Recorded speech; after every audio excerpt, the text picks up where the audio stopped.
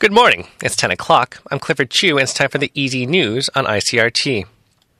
The TAIEX opened down 27 points this morning from yesterday's close at 84.37 on turnover of 1.5 billion NT.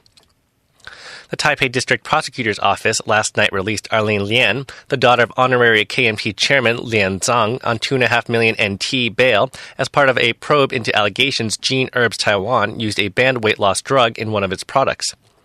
Prosecutors also listed Lian as a defendant in the case. The company faces charges of violating the Pharmaceutical Affairs Act. The investigation follows Taipei city health officials confirming earlier this week that Well Slim Plus over-the-counter weight loss pills contain cetalostat, a drug designed to treat obesity that is still undergoing clinical trials.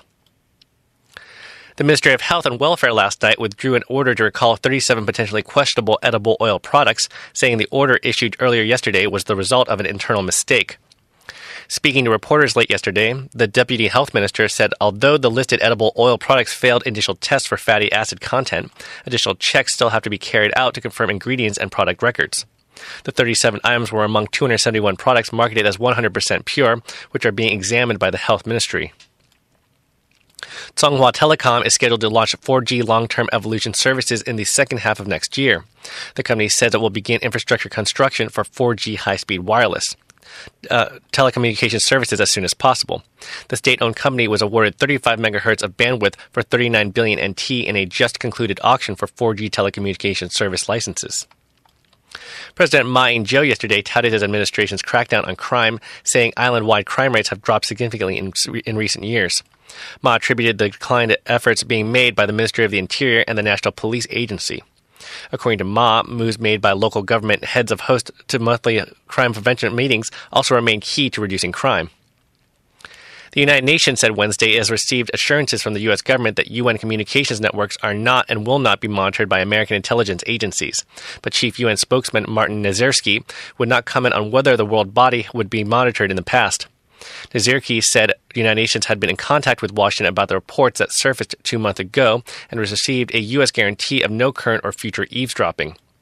In related news, the U.S.'s National Security Agency has reportedly intercepted traffic from Yahoo and Google data centers, according to documents leaked by former NSA contractor Edward Snowden.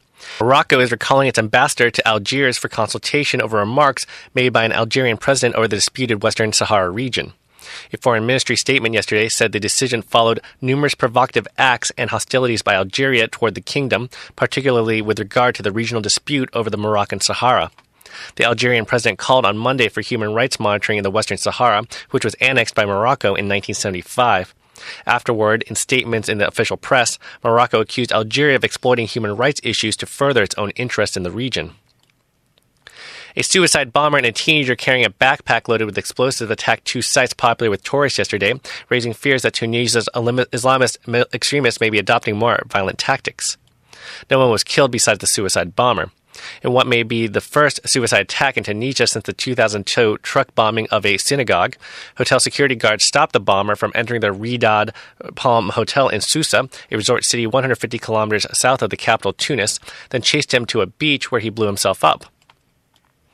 Looking at the weather across Taiwan, we can expect mostly cloudy skies and occasional rain in across much of the north, with a high of 28 in Taipei, and partly clear skies in the center and south, with a high of 31 in both Taichung and Kaohsiung areas.